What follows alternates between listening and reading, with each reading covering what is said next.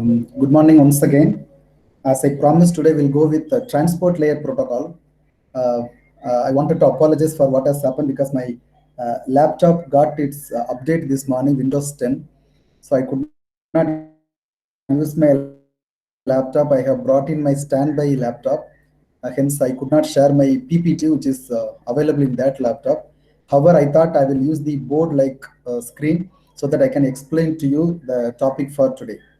Nevertheless, this is going to be an interesting topic, transport layer. We are going to start learning from today. What's the specialty of this transport layer? We can talk a lot about this transport layer, but specifically when you talk about your OSI reference model, you got the application layer at the top, then you got the presentation layer, session layer, then you got your transport layer, network layer, data link layer, and physical layer. So we all know about this. The speciality of transport layer is, if you say non-technically, it is the middle from the top or from the bottom, right? Like any other layer, transport layer gets the service from the network layer and it provides service to the application layer. We also have learned earlier that the presentation and session will not take much of our discussions when you talk about computer networks. Hence, you got the application layer logically at the top of transport layer and then the network layer at the bottom. We have got something in a lot of interesting stuff to talk about this transport layer. Very specifically, transport layers, one of the functionality is end-to-end communication. This is the very first and most important characteristics of transport layer. Well, we have got lot of other points also to talk about, but end-to-end communication or process-to-process communication, that will be the better word, right? If you take process-to-process communication, then you have to talk about the transport layer, right? What is the layer which is just below the transport layer? Just below the transport layer, you have got the network layer. If I ask you, which is the very important or predominant protocol in network layer, you all would say it is IP, which stands for Internet Protocol Layer, right? I'm sorry, Internet Protocol is the name of the protocol, right? So what's the specialty of Internet Protocol? Internet Protocol is a connectionless protocol, right? This is the point which we need to note. Now, look at our OSI reference model. Transport layer is getting the service from the network layer. In other words, transport layer is built on top of the network layer. I encourage all of you to listen this story carefully. We have to build a lot on this, right? So network layer is available, and on top of network layer, we have got the transport layer built in. When we talk about the transport layer, very important characteristics or the service which we expect from transport layer is connection oriented service. You will not ask me what is connection oriented service. Something similar to this has been spoken by me when we talk about the circuit switching earlier, right? When we talk about the circuit switching and packet switching, we have spoken about connection establishment, resource reservation, XYZ, right? So we know what is connection oriented. In a nutshell, sender and the receiver must shake hands with them before they start the transmission. That is called the connection oriented. The necessity for connection oriented is multi points, which I will be talking to you in due course of time. But there is something strange which is happening. What is that strange? You have got IP in the network layer, and you have got transmission control protocol, that is TCP, in the transport layer. TCP is a connection oriented protocol, whereas IP is a connection-less protocol. Don't you think this is something similar to, if you assume this as the water body, maybe a pond or river or lake or whatever it is, maybe a sea, and you are building a house on it, right? Because we want the house to be very strong, but the point is, this is in the transport layer TCP, but we attempt to build this house on top of IP, which is a connectionless. Right? This is something very critical, a very peculiar thing which we need to know about that. Now you can understand the importance and complexity involved in the transport layer, especially when we talk about the connection oriented protocol. So initial I said transport layer protocol is responsible for end to end communication. In other words, process to process communication. So this is my personal computer and I have got a router here. I do not know where this router is located, but somewhere en route to the destination. Destination is a server.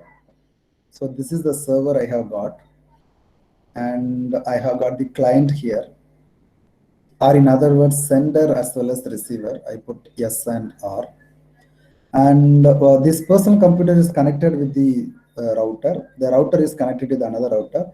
I'll place another router in between. So these two routers are also connected, and then this server is connected with the egress router, right? This is the setup, right? Now at the client side, you have got the web browser. If you talk about the web service application, you have got the web browser, which is running in the application layer. Below that, you got the transport layer, network layer, and so on. When you talk about the server, again, at the receiver side, it also runs the web application in the application layer. You got the transport layer, network layer, and so on. Now, what is happening at the routers? Please remember, routers are running only till the network layer. Okay, you got network layer, data link layer, and physical layer at the bottom. What happens to the application layer? Application layer and the transport layer data will be just the payload for your network layer PDU. Please recall we have learned about PDU sometimes earlier, protocol data unit.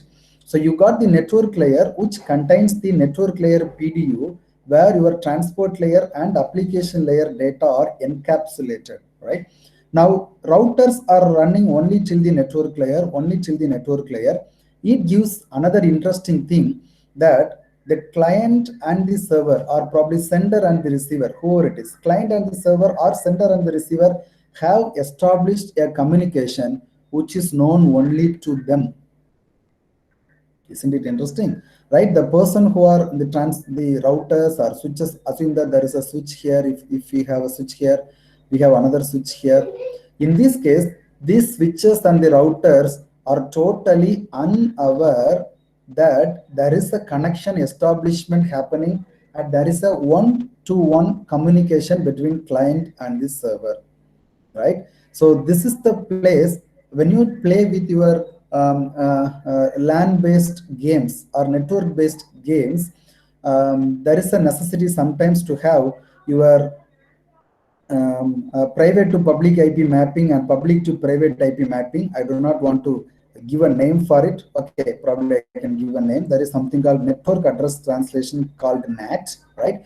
So this network address translation puts a burden into your end-to-end communication. So people who are interested in knowing further, please explore what is network address translation and what is port address translation, that is PAT, which how does it hinder the actual one-to-one communication between the clients in your network-based games where TCP is involved, right? So we may not be able to realize the one-to-one or end-to-end communication when you have the NAT and PAT in action. But anyway, I do not want to derail at present.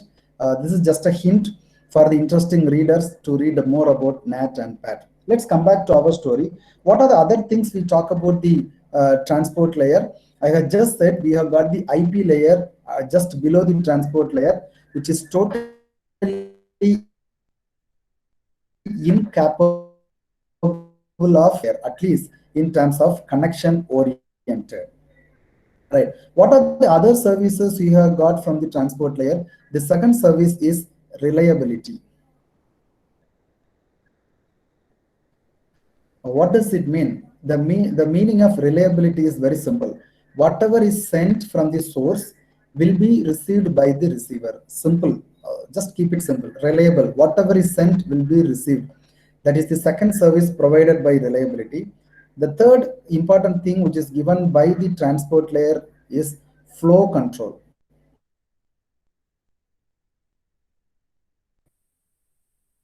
What is flow control? Let me explain in a colloquial way. This is your teacher in the class, okay? very lean like me, and these all are the students sitting in the class, right? So you all are sitting here. Assume that this is the desk, okay, and the teacher is dictating something. All right, so he is telling you something to write on the notebook. So you all have the notebook here. All right, and you all also know you have started scribbling whatever is dictated, right? Now the teacher is giving a notes and you are able to hear what is said, and you started writing on the notebook. After some time, assume that the teacher dictates the and read it. Then you may raise a point, sir, please slow down. The word is a little interesting. Please slow down. What does it mean? You are telling the teacher, sir or ma'am, whatever you are dictating, I'm not able to get it because it is too fast for me to grasp and write. If you could slow down the way you are dictating, then it will give me some time to grasp and write. Now, assume that the teacher is uttering, let me say, 1 page per 2 minutes, just a random number, 1 page per 2 minutes. After you say, please slow down, the teacher may reduce the speed as 1 page per 1 minute, right? Now the speed is reduced and then you started writing. After some time, this person, the second person, feels it is too slow. It is too slow that I feel bored, right? Now he may say, ma'am, can you please increase the speed? Now the teacher may increase the speed like probably 2 page in 1.5 minutes, all right, something like that, or probably 2 pages in 3 minutes, or 1 page in 45 seconds, and so on, right? So now he reduces the speed and increases the speed based on the feedback, all right, based on what is told by the receiver. This is what exactly happening at the flow control. So what happens in the computer network jargon when you talk about the flow control? You got the source machine, you got the destination machine, or in other words, this person is the sender and this person is the receiver, and these two are connected. Let's not worry what kind of connection is established between them, but they are connected, and he is sending probably 10 megabits of data per second, all right? But at the same time, receiver is not ready to accept that much speed. Reason could be multifold. He might be connected with more than one machine at the same time, because a web browser may be running, a WhatsApp application may be running, a network game may be running, or you may be streaming a multimedia or a movie from a remote machine, or you may have a chat application running, because multiple web application may be running which uses the network. Hence, this particular sender, when he is sending at 10 megabits per second, you are not able to grasp it, right? And you are not ready to take it because you are connected with multiple such applications simultaneously. Now the receiver can send the sender and intimate the sender, sir, please reduce the speed to little, so that the sender may reduce the speed to 5 megabits per second. All right, this is what called as throttling. Very similar to your accelerator, no? Pressing the accelerator. If you are going too fast, you release your leg from the accelerator. If you are driving a car, then the speed comes down. And after some time, if you feel we are going a little slow, you throttle it. Then it goes faster. Very similar to that. That is called flow control. Okay. And that the fourth one is the congestion control. Many a time in the literature also, or when the faculty or the teacher explains the flow control and congestion control, there is a misunderstanding between flow control and congestion control. Please remember, congestion control objective is something similar to the flow control, but flow control happens end to end, which means the machine talks to machine, or the sender talks to the receiver, or source talks to the destination. That is what your flow control. But what is congestion control? Congestion control happens at the router level. We are going to talk about the flow control and congestion control after learning in detail about our transmission control protocol. But for the time being, please remember there is a concept called congestion control, where the network router is connected and it may take and the protocol involves in congestion control. Fifth one is your segmentation and reassembly. segmentation and reassembly. Alright. Every of the network layer has a parameter called MSS, which stands for maximum segment size, right? So based on the network layer protocol, the transport layer protocol, actually it receives the whole application layer PDU from the application layer to it, and it adds the transport layer header, and then you got the transport layer PDU. The whole of the transport layer PDU may not be sent at one stretch.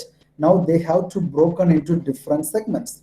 All right. This is called segmentation based on what technology you are using in the network layer. So we call this value as maximum segment size. So based on the maximum segment size, the whole of the application layer PDU has to be broken into different pieces. That is called segmentation. At the receiver side, these segmentations or these segments, once they are received, cannot be sent to the application layer as it is. They have to be reassembled. All right, they have to be put in the correct order so that the application layer at the receiver side receives it in a proper way. This is called reassembly. So segmentation and reassembly is another characteristics or services provided by the transport layer. Do we have anything more? Yeah, we have something more like sequence number. All right. So sequence number is another parameter or another characteristics which is available in the transport layer. This sequence number is used when you do the segmentation and reassembly. In an abstract way, each of the segments will be given a number called like this, which is of course in 32 bits in size. Okay. So these segment sequence numbers will be used at the receiver side to put them in the correct order, because each segment may be traveling through different direction, as you remember in the packet switching. So segment 3 and then segment 1 and then segment 2 may be received in this order. Hence, at the receiver side, they have to be placed it in a proper way. So we require the sequence number. And something similar to sequence number is acknowledgement number. Again, that is of size 32 in size, 32 bits in size. This acknowledgement number again is crucial for TCP protocol, or in other words, acknowledgement number, acknowledgement. So from this sender to the receiver, you have sent a packet and you are waiting for the acknowledgement from the receiver that yes, I have received this packet.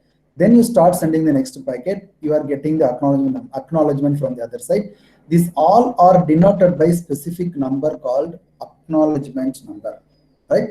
Still something more are involved in this in the transport layer, but I do not want to add all these points in the transport layer now, because we will deal all of them in detail when we talk about the transmission control protocol. So at this time, I wanted to talk about two major protocol called transmission control protocol and user datagram protocol.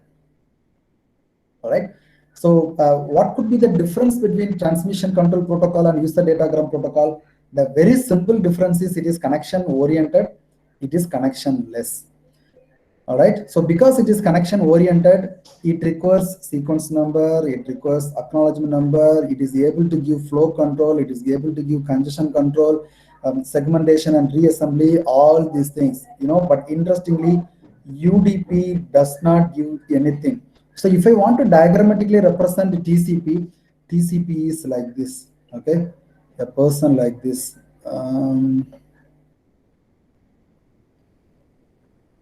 Somebody who is fat enough like few of you. Okay, so TCP is somebody similar to this. All right, but when you talk about UDP, UDP is like this.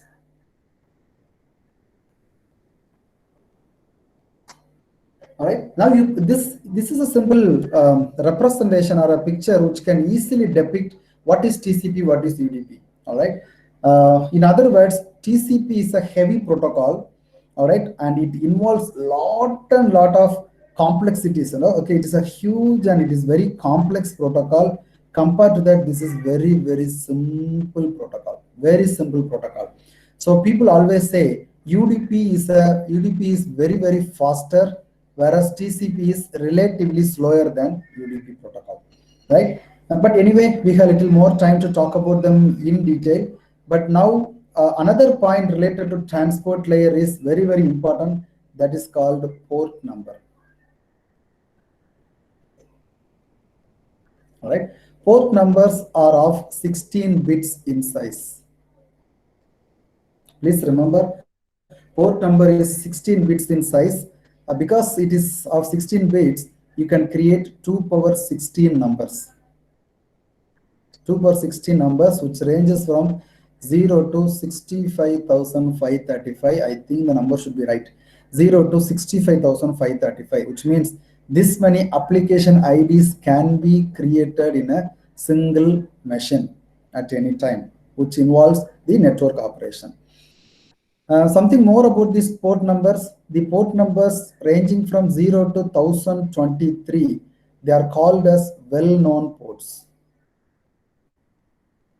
They are called as well-known ports, and the numbers which are in this range are assigned to the protocols which are very, very famous. You know, TCP uses 80 and UDP uses, HTTP uses port number 80, then SMTP uses 25, Telnet uses 23. We know all the story. FTP uses 20, 21. All these port numbers are well within this range. They are called as well-known ports. So if you are very much interested, please visit IANA authority, that is Internet Assigned Numbering Authority, which is a global organization. You can get into IANA, I think .org, forgive me if I'm wrong, IANA website, to know more about these port numbers and their assignments. So how are they assigned, whom are they assigned, what are the numbers which are already assigned, and so on.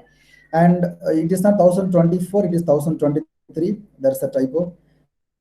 Then numbers from 1024 up to 65,535, they all are called as FML.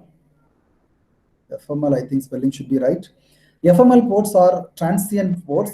So these all are assigned to the machine if required. Okay, in an ad hoc way, these numbers are assigned. For instance, you got your client machine. This is your client machine, which is connected to the network. So a network is running. We are not very much interested in what kind of network or topology it is using, but it is a network, and somehow it is connected to a server. Client, it is a server. To make our life interesting, we have got the web server, right? So this web server is also connected to the network. So this client and the server are connected through some means. To make it little more useful in understanding, I go for another client. I call this person as client 2. This is actually client 1. Now client 1 has established a TCP connection with web server for your web application. All right. Now this web server is running a process. Okay. So these web servers are running a lot of process. We call it as thread in Java's language. So sub process or sub task, lot of processes are running. They all are waiting at something called port number 80. So this process is running at port number 80. To make our understanding easier, I give IP also to this machine. It is 1.1.1.1, and the client 1 is 11.11.11.11, and client 2 is 22.22.22.22. Okay, these are the IP assignments. Now, when the client 1 has established a connection, a TCP connection to have the HTTP communication, it has a connection like this. Now it should have a source application. We call it as application ID, or in other words, it is called as port number. So this port number will be in this range. It could be higher than 1024 or 24 or higher. So it could, let me take the case of maybe 4000. Okay, 4000 is the application ID of your web browser or the web application which is running. Now this port number 4000 is it has established a connection with an application which is running in the server with 1111 with port number 80. All right. So what happens now? The server has a socket like this. You will not ask me what is a socket. We have learned about this. This is a symbol or typical representation of a socket. And what is the client socket? It is 11, 11, 11, 11, 4000. Right. Now this is the client socket which has established its connection, and there is a server socket running at this place. Now this client has established a connection with this server. Now this communication will not be known to any other devices en route. I have already said. Now let's go to the second client. The second client has got a telnet application running, and again this web server, instead of using the word web server, I use the word server. It is running a telnet application also at port number 23. Now there is a telnet connection to be established from the client with this server. Okay, and you got the server socket here is 1111 port number 23. What about the client socket? You can easily get it is 22 22 22 22 colon. What could be the application ID? Let me say 6000 for instance. So the socket here is 6000. All right. So same server is one, and you got two connections established. One is the telnet connection, the other one is your web server web application. So these two are running. Now let me take an example of there is a web browser running here. All right. So this web browser may have 5000 as the port number. Right. Now the server also is running a web server which is running in the port number 80. Please remember, it is not going to be a single application. There are multiple threads running at port number 80 to handle the request, because the server is normally designed to handle more than one request at any time. Then only it will be able to.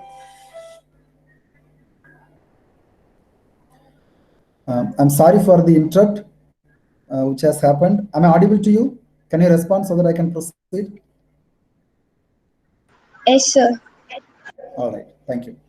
Right, so you have got in this example a client browser, a telnet client has established a connection with the server where another thread is running with port number 80. What will be the application ID here? It's going to be again 80. All right, in abstract way, please remember each of these threads are identified separately or uniquely in the server side. Now, just to avoid confusion, I remove the second example of 5000 and this application. Now remember, this is a port number, this is a socket address which is unique in the internet.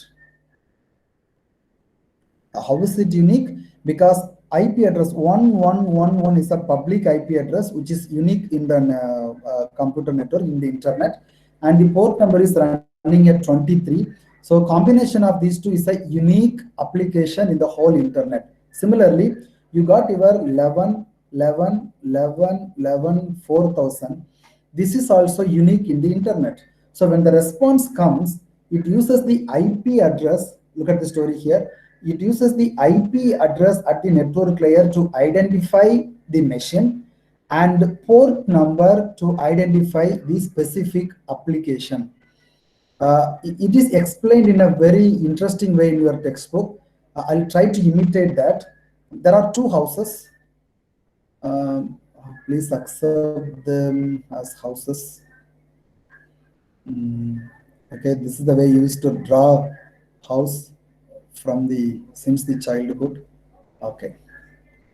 So this is having an address, maybe number 5, South Street, Coimbatore. Let me say 641114. This is our PIN number. You all are aware. There is another house here. Okay, this is a different house. Okay, this is another house, and its address is 22 North Street. Okay, this is Chennai, and 6001. All right. So there are two houses. House 1. This is the first house. This is the second house. Okay. Now there are two people. Their names are Mary and Anne. Okay. Suddenly this name came, and house 2 has got a person called Reddy and another person called Raja. Right. So these are the two people. Mary and Anne are living in house number 1, that is 5 South Street, Coimbatore, and Reddy 600001. This is their postal address. Now, Anne is sending an email, not email, a post, maybe inland letter or a parcel. Let me say parcel, that will be easy. Okay, Anne is sending a parcel to Raja. Okay, maybe a birthday greeting or gift, something is sent. Now, Anne and Raja are the applications. In other words, these two are called as processes, okay, which are denoted by port number. Now you have got the house. Okay, Anne is residing in the house number 5 South Street XYZ, and Raja is living in house number 22 North Street. Now this 5 South Street Coimbatore, right? So this house is the host, or it is the computer, which is denoted by the IP address. Okay. Now there is a postman who is carrying this parcel in his hand from one place to another place. Now he will be thinking about, okay, this is what we normally use to denote the thinking, right? So he will be thinking only about 22 North Street, Chennai. I'm not getting into the complexity of postal department, but in a nutshell, in abstract way, he needs only Chennai 6 lakhs 1 22 North Street. He is least bothered about where Raja is living. Okay, all he needs is the actual address. So this is very similar to your IP address. And now you can think about this postman as a router. Okay, so he needs only the IP address, internally the network address, to send the parcel. Once the parcel reaches the doorstep of number 22 North Street, that is the IP address, there Mr. Raja may come and receive it. He will check the true address. Is it Raja? Yes. Now the people in the house will take care that the parcel is received by actual person Raja. All right. In this very similar way, when the packets are traveling in the internet, the routers uses the IP address to identify the machine uniquely in the net. And once they identify the house address, in other words, once they identify the home address, then identify the process or the application. Raja is simple, right? Now your parcel is similar to your packet. Okay, your postman or the related people who are involved could be the router and the switches, and then your house is the IP address or the host which has got the IP address, and Mary and Raja, Reddy, those people are the processes in those hosts. Okay, now Raja 22 North Street, Chennai 6 lakhs 1 is uniquely identifying the person Raja who is inside. Okay, but if you look at Raja alone, there could be Raja in this house also. Who knows? There is another house here which is also located with this on this road. There is another person called Raja. Okay, how do you uniquely identify this Raja and this Raja? Only by the house address. Okay, so his address may be 11 East Street, Madurai. Okay, so this Raja is not the Raja we are looking for, right? So this is how the processes are identified in a computer network. Now you can understand that the network layer and the transport layer have to work very, very closely to identify the processes, right? Just to conclude this session, I wanted to compare your TCP with UDP in a very simpler way. What is exactly happening here? You got this sender and you got the receiver, right? Similarly, here also you got the sender, you got the receiver. So in this case, once the sender has sent a message to the receiver, he is asking the receiver a question: have you received? Okay, the sender wants to know whether the receiver has received the actual packet. Now the receiver has to respond yes, but next time spelling is wrong. Next time little slower. Okay, this is talking about flow control. However, the receiver has sent a notification to the sender that yes, I have received it. But what will happen in the case of UDP? UDP is sending a message and he is not going to ask, but he's thinking in his mind, has he received the packet? Okay, but what the receiver would do, he would say, I don't mind, you keep sending. All right. So now in the case of UDP, the sender has no way to know whether the receiver has received the packet which is has sent. And hence TCP, and that's the reason why UDP is a very lightweight protocol. So UDP is very, very optimistic, and it is very cool. Okay, it very, very cool and very calm person. It's not going to bother anything. Okay, it will not create much scene. Okay, in the colloquial word, whatever is received from the application layer will be just posted to the into the network layer, and it will wait for the next packet from the upper layer. That's all. UDP is very lightweight. No strings attached, no frills attached. But if you look at the TCP, the story is entirely different. TCP has to get the acknowledgement, it has to worry about the reliability, flow control, congestion control, sequence number, segmentation, reassembly, all these things. That is why I draw a figure like this. Okay, TCP is a very, very fat person. He even finds it difficult to work. But why do we have different protocols like TCP and UDP? What exactly is happening within UDP, and what are the other characteristics of TCP? And we have lot of things in store, which probably I will catch you up in the next session. And I stop sharing here, and I also stop recording here.